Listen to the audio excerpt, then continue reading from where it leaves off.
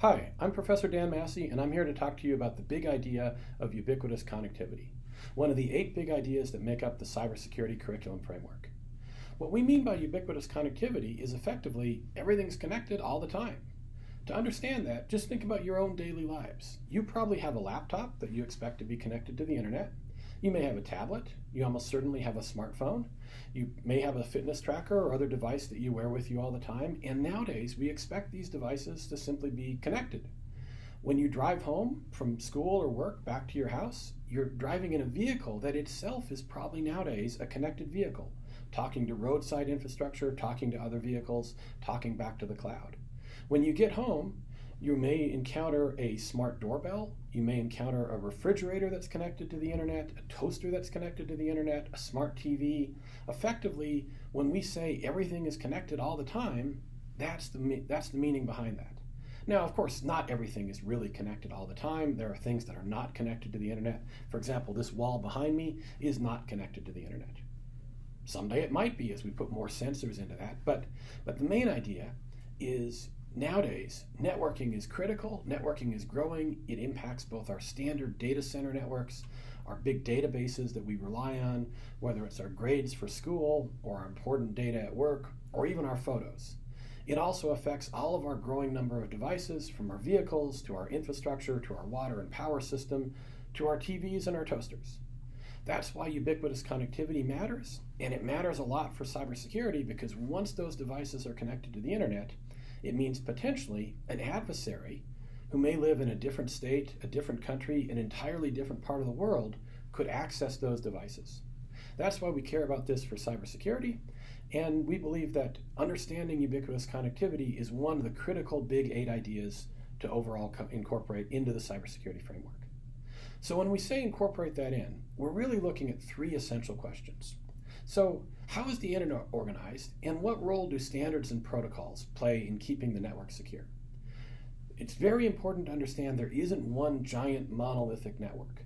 In fact, the internet consists of a number of smaller networks, whether that's your Bluetooth network, your Wi-Fi network, a fiber optic network that may span the globe, a home wired network, a home wireless network. All these different types of networks operate and work together to form the internet.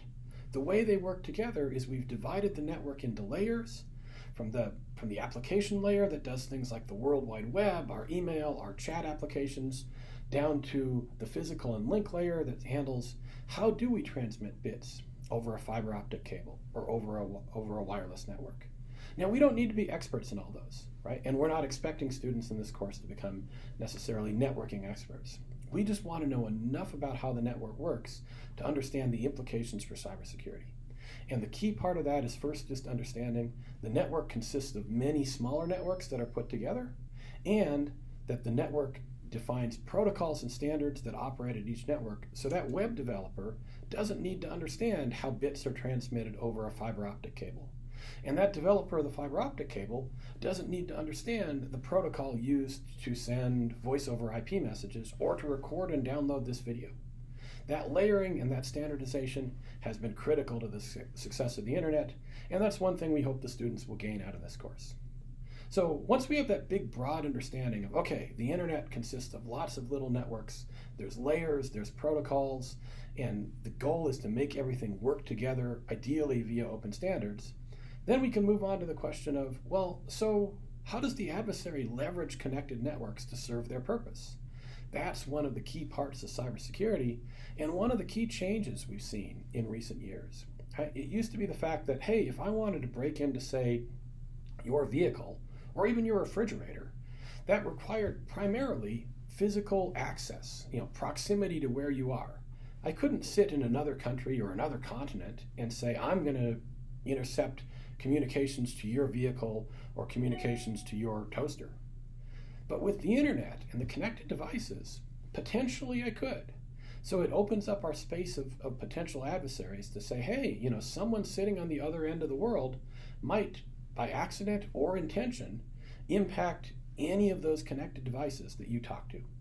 And so understanding that and addressing that is really critical, and I hope is something that resonates with you as students or you as teachers. Think about all the devices you have. Think about the personal devices that you have right now that you perhaps wouldn't want someone to gain control of, or have data that you wouldn't want someone to access. Right? This ties into our other big ideas in cybersecurity. The 8 big ideas are meant to fit together. So in addition to understanding ubiquitous connectivity, that's going to impact something like data security. It's going to impact something like adversarial thinking. How does the adversary approach this? It's going to impact things like risk. How big a risk is it really if my toaster gets hacked remotely? How big problem is it if somebody hacks my refrigerator? And that actually leads to some really interesting and fun examples that can be covered in a course. For example, at one point, compromised smart refrigerators were used to attack major US banks. So that's something you might not have expected, and fits both under ubiquitous connectivity and adversarial thinking. You might not have thought, wow, my refrigerator might be the source of an attack launched against major financial institutions. Now, of course, those are kind of the extreme cases. I'm also worried about protecting my private data, protecting my personal data, making sure that what I'm doing in terms of privacy is actually what I wanted to have happen.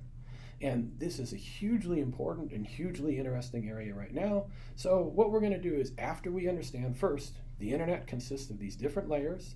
It's a collection of networks that have put together using open standards and open protocols. We don't need to be an expert at all of them, but we need to understand the basic building blocks. Once we understand those basic building blocks, we look at what the adversary might do, from attacking our vehicle to attacking our laptop to trying to steal our data to trying to modify control systems. All of those are interesting, and of course, our goal is to be the defender. So what we're really looking at the end is, how do we secure these systems? How do network security technologies impact the overall network security, and what do we deploy? How can we deploy it? What are the limits of what we can do? What's our overall risk? Which, by the way, is another one of the 8 big ideas.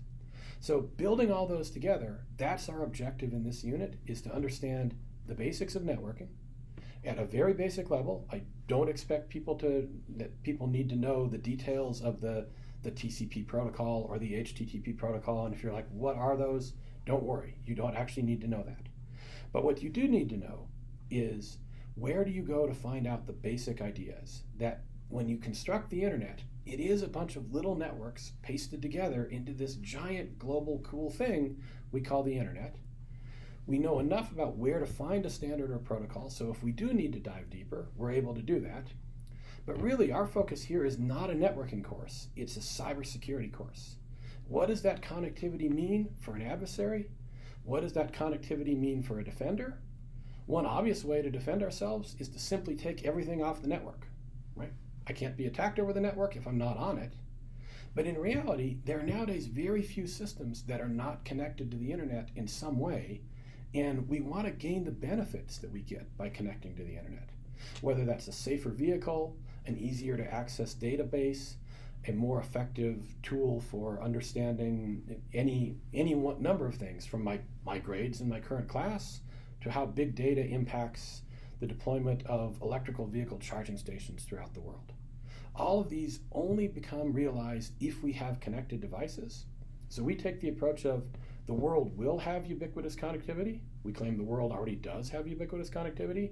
And we as cybersecurity experts need to understand, what does that mean for both the adversary, who's trying to do damage via the network, and the defender, who's trying to protect our devices on the network. That's what we're going to cover in one of the 8 big ideas, the big idea on ubiquitous connectivity. I'm very excited about this topic. I think we've got some great additional questions in there. We covered the 3 essential questions. How's the internet organized? How does an adversary leverage the internet for their purposes? And how does a defender leverage the internet for defense? If you can cover those 3, I think you've got a great start to cybersecurity, and I think it fits in well in pretty much any course that you'd want to teach in cybersecurity. Please take a look at the curriculum framework. There's a lot more detail in there in terms of learning objectives and essential knowledge statements, and we look forward to talking with you, and thank you for considering the cybersecurity curriculum framework. Thanks.